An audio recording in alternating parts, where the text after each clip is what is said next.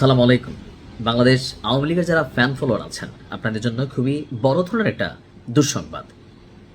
এই মুহূর্তে অনেকেই আশা করেছিল বা সজীব ওয়াজেদ জয়ের পক্ষ থেকেও একটা প্রস্তাব দেওয়া হয়েছিল ওই মুহূর্তে সরকার পরিবর্তনের পর, অর্থাৎ যখন ডক্টর মোহাম্মদ ইউনূস ক্ষমতায় ছিলেন, তো তখন আওয়ামী লীগ এবং বিএনপির মধ্যে এক ধরনের একটা পজিটিভ ভাইব হওয়ার সম্ভাবনা ছিল।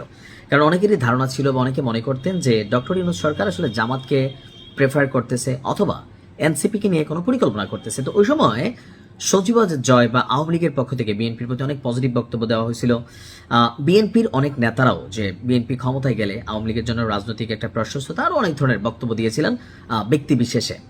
তো এখন গতকালকে যেই আলোচনা আসছে আওয়ামী লীগের জন্য খুবই বড় ধরনের দুঃসংবাদ।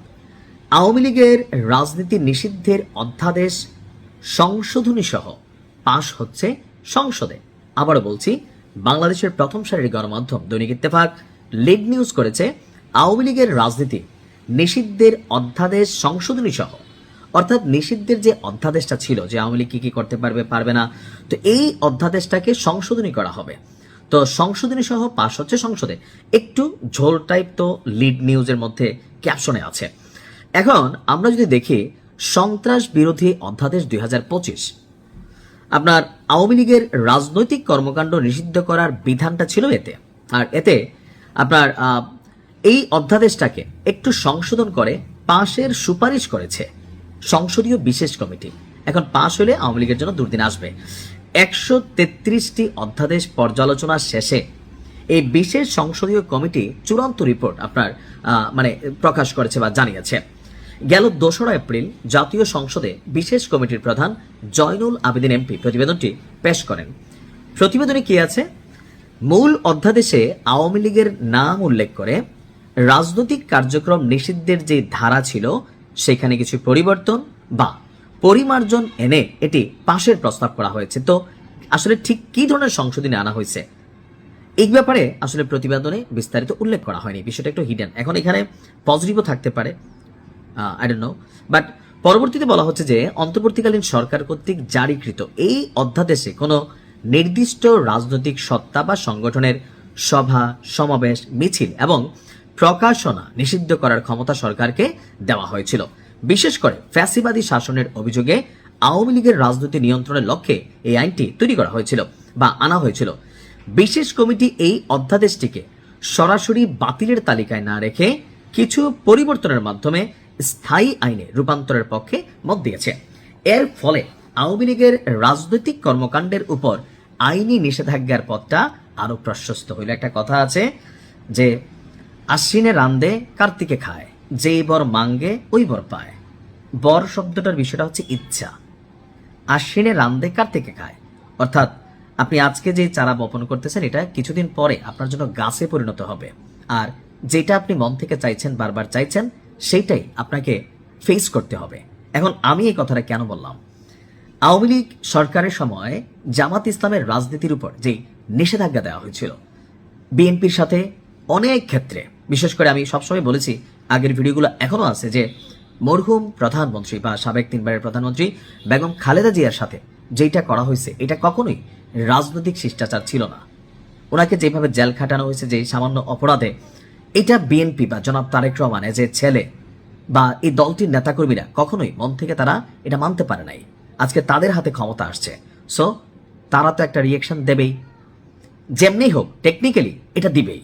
এমনকি আওয়ামী লীগের কিছু কিছু নেতারা যারা বেগম খালেদা জিয়ার বেলায় এটাকে কি বলা হয় যে ধরেন সাপোর্ট করছিলেন, আজকে আপনাদের এটা রিয়েলাইজ করার সময় আসছে যে কিছু কিছু জায়গায় আওয়ামী লীগকে বিএনপি সরকারের আমলেও অনেক ধরনের সাফারার হতে হবে। এগুলা আওয়ামী লীগ আগেই এই বীজটা বপন করে গেছে, এটা অ্যাজ ফার এজ আমার বিশ্লেষণ যদি বা অ্যানালাইসিস আপনি ধরতে পারেন। এখন অন্যদিকে আপনার আরেকটি বিষয় নিয়ে এখানেও আলোচনা আছে যে গুম প্রতিরোধ এবং প্রতিকারে অন্তর্বর্তী সরকার নেওয়া কঠোর আইনটি যে পদক্ষেপটা নেওয়া হয়েছিল বর্তমান সংসদীয় অধিবেশনে কার্যকর হচ্ছে না। গুমের দায়ে সর্বোচ্চ শাস্তি মৃত্যুদণ্ডের বিধান রেখে জারি করা অধ্যাদেশটি আপাতত স্থগিত রাখার সুপারিশ করেছে সংসদীয় বিশেষ কমিটি। With due respect, Awami League সরকারের সময় বিএনপি খুব বেশি গুমের শিকার হয়েছে, হন নাই আপনারা? হয়েছেন তো। এখন আপনি ক্ষমতায় আসছেন, আপনি ক্ষমতায় আসার পরে এই গুমের যে আইনটা অন্তর্বর্তী সরকার করছে, আমি এটার পক্ষে ছিলাম, শতভাগ পক্ষে ছিলাম।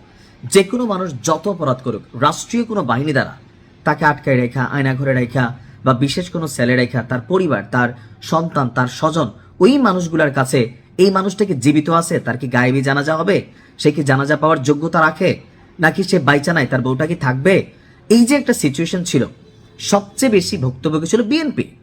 তো আজকে আপনারা ক্ষমতায় আসার পরে অন্তর্বর্তী সরকারের এই যে আইনটা বা গুমের বিষয়ে, এটা কেন আপনারা হাত দিচ্ছেন?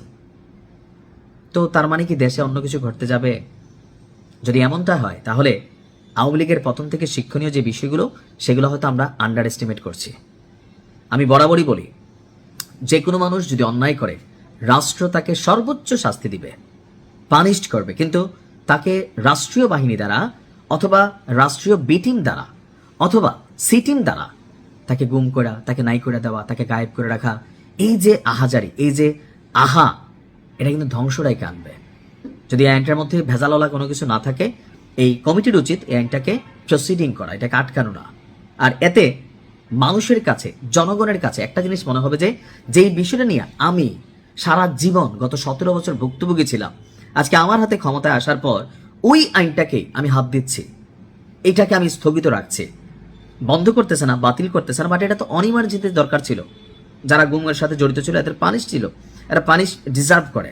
তো সেই ক্ষেত্রে এই ধরনের অধ্যাদেশ স্থগিত রাখা, এটা জনগণের মনে সন্দেহ তৈরি করে, নানান ধরনের প্রশ্ন আসলে সামনের দিকে নিয়ে আসবে। এটা থেকে পলিটিক্যালি আওয়ামী লীগ অ্যাডভান্টেজ পাবে যে হ্যাঁ, গুমিত হয় নাই, নাটক করছে, নিজেরা নিজেরা গুম হয়ে গেছিল। শেখ হাসিনা বলছে না, আবু তো হাদনান, ঘটনা তো অরিজিনালি, বিয়ে করে নাই হয়ে গেছিল, এটা কিন্তু অরিজিনাল, আমরা তখন মনে করছি গুম। তো এরকম অনেক কিছু কিন্তু এখন মনে হবে যে আরে তাহলে তো ঘটনার মধ্যে ঝোল আছে, নাহলে কেন এটা এই অধ্যাদেশটা বা আইনটাকে সামনের দিকে আনা হচ্ছে না, এটা বিচারের জন্য যে প্রসিডিংটা ছিল সেটাকে কেন কন্টিনিউ করা হচ্ছে না? এরকম নানান প্রশ্ন জনগণের মাথায় আসবে। হয়তো ভয়ে মানুষ কথা কম বলবে, কিন্তু এগুলো আবার ভিতরে ভিতরে ব্লাস্ট হবে। যেটা বইলা ফেলা যায় সেটা ভালো, জমায় রাখতে হয় না। ভালো থাকুন।